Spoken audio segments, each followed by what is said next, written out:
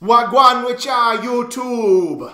Pat for This Land Boughton here with a compare and contrast video for you between the Cold Steel Finn Wolf and the Topps MSF 4.0. Now, I'm going to tell you flat out, this is mostly about the MSF 4.0 because some of you who are familiar with both of these knives in any way would be like, how do they even compare at all? When this is a Cold Steel $35 knife versus the Topps, $100-ish knife. I'll explain that in just a second. Roll that montage!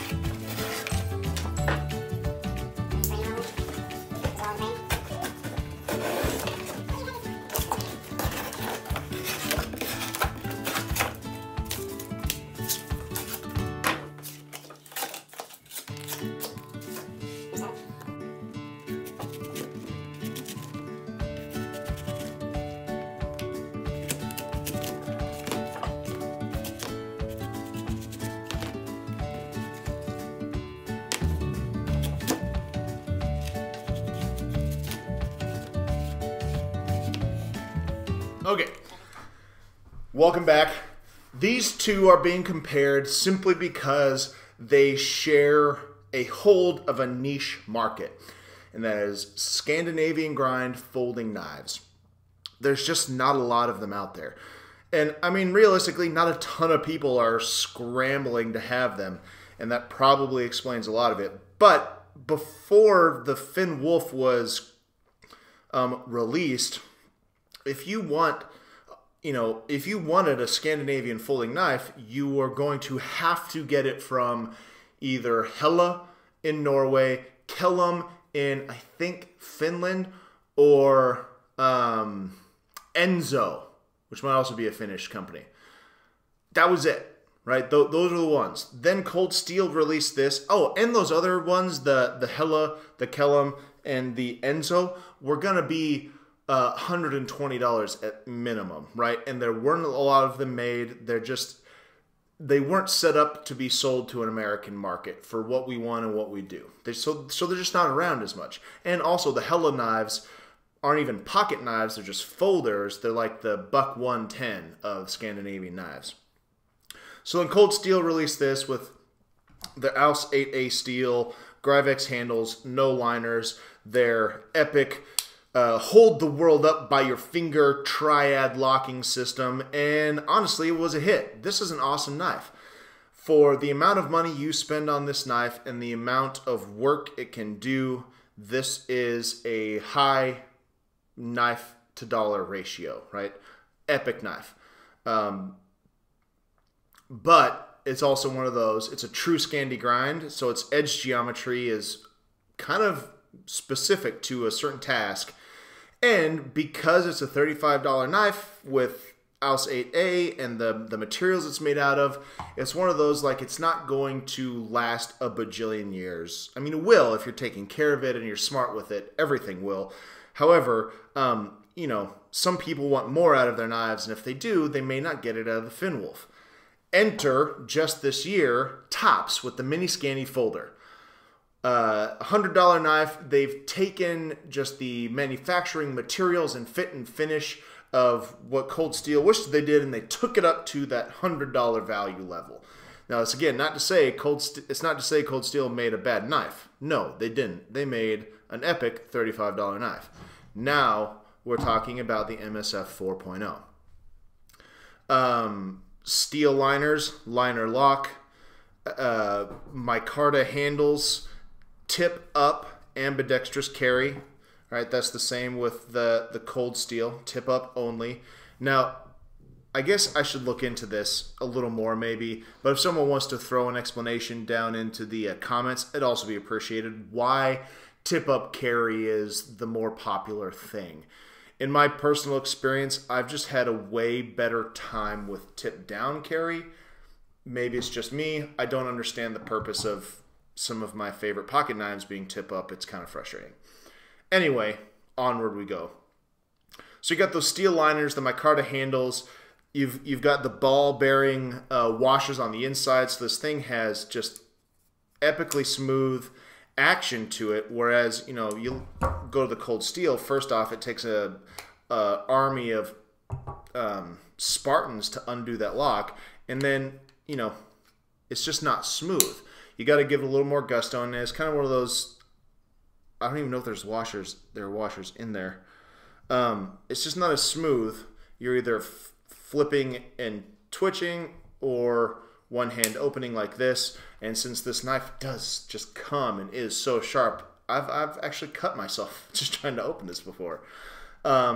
Whereas here, bam. And again, that's that difference $70 in purchasing makes. Now, I want to talk a bit about the handle. This is basically the folding version of the Scandi Trekker. I've never owned the Trekker. I've owned the mini Scandi knife, which is a 3-finger knife, and the Scandi, or I've owned the mini Scandi knife. The Trekker is just a little bit more, yeah. And you know, when I first grabbed it, like, I hated it because it wasn't much handle. But the more I use it, and the more I get comfortable with it, it's really grown on me. I really love it. Because part of it is because I'm used to, look at how much the Cold Steel has, right? I'm used to that, which is, this hook makes it great for draw cuts, for bigger cuts and things like that. But I also am used to carrying like this, you know, and there's just more handle to it.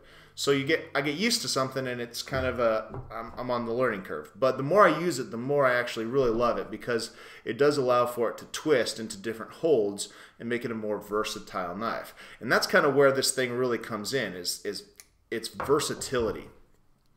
We're talking about Scandi folders, especially with the Cold Steel. It's a true Scandi grind. It's got that more traditional puko sweep at the tip there, whereas the MSF tips down to be an actually centered point to the handle. This has more of like a Liuku blade shape, or a traditional puko shape. This knife design and shape doesn't lend itself as easily to utilitarian tasks as the MSF does with Topps' secondary bevel that they love so much. I always struggled with the secondary bevel on the Topps knives, because for the most part those were knives that were getting used for woodwork, and a Scandi grind is the most epic for woodwork. And this knife, when it comes to working with wood, frankly outperformed the Topps to like everything. And everything I did, it just did better with wood. And I think that had a lot to do with the blade geometry. But we're also talking about a pocket knife. A pocket knife is not a dedicated wood knife. A pocket knife is a utility knife. It's always in your pocket for any random thing you may need. And that's where this thing really loses any gusto. I mean, even if you weren't counting already the materials used and whatever else, it's when it comes to the blade geometry and utilitarian tasks, having this blade shape and that secondary bevel makes this a much more useful knife for stuff. It still is Scandi grind enough to be epic at woodworking. I mean, the outclassing it does on a blade shape like the full flat on my one-hand trekker here is you can't compare it. I mean, this is so much better at woodworking than this. But, you know, it's a pocket knife. It needs to do a lot of extra things. This can't. This can. And now we're in business. Now we're talking about a serious knife. It's got serious materials. It's made by two serious knife companies. The collaboration between Tops and Masserine Knives in Italy. They actually did a lot of the building and helping out with it, right? So they made this, and now we have something to work with. This is a knife I would take out into the woods for woodworking, wood use. This is a knife I carry just daily for whatever I need. This is a knife that is perfect for being that anything knife.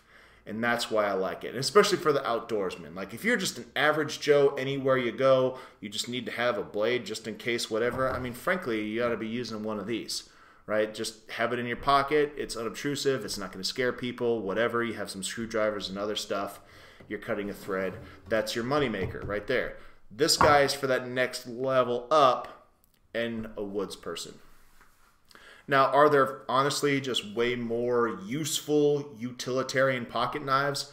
I think so. I think I've owned the Spyderco Manix 2 and Paramilitary 2. Way more useful utility knives, though they do have a huge footprint in your pocket. Way bigger than this, so maybe not. But also you get things like the Kershaw Leak, or I had a Kershaw Needs Work, or the CRKT M16. You know, and you can, any of those companies, you can go and find a $100 knife that are probably just more utilitarian in general. But if you love that Scandi grind and you love having a pocket knife that's super comfortable for the woods and outdoors, but also handles everyday tasks just fine, man, this guy's a winner, I think, truly. If you do have those big mega hands on the handle there, this could be a deal breaker for you. It's not yet a deal breaker for me. I'm not sure how I feel about it. I may put a little lanyard on it like this. And, you know, that deep carry pocket clip is also kind of nice. Cold Steel doesn't have that. This thing sticks up out of your pocket like a sore thumb. And this guy is just sort of nestled in there real nice. And I do enjoy that too. So there you go. There's kind of my thoughts and comparisons. This knife, so far, I think it's going to be in rotation for quite a while, and when you'll see this knife, I think, get a long-term review, you know, a year down the line, and that's where you'll get to know where its salt is worth. The edge retention on this guy, way higher than here. Part of it's the geometry with that secondary bevel. Part of it's the materials and the treatment. Again, $100 knife, $35 knife. And again, I mean, the Finn Wolf, great knife. You can't lose with this, especially for 35 bucks. Here, it was one of those risks, and I think you're going to be, I think if you take the risk on the MS4, I think you'll be happy. It may not be for you still, but I think it was for me. You know, I enjoyed getting in the finer details with that finer tip, just wood carving and messing around. And so I think, you know, this knife is going to have some good life for Tops and for me. So there you go. Thanks for watching. Make sure you throw some comments down below. Share some ideas. Spread the love. If you have any questions, ask them away. Also, check us out on Patreon, For This Land Patreon channel. Because of our patrons on Patreon, this knife was able to be purchased.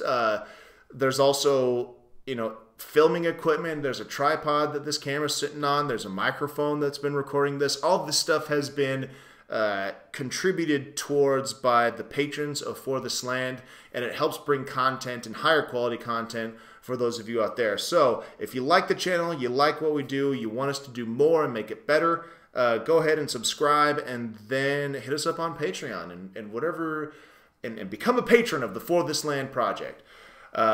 Thank you for watching. Don't get eaten by a bear. Godspeed.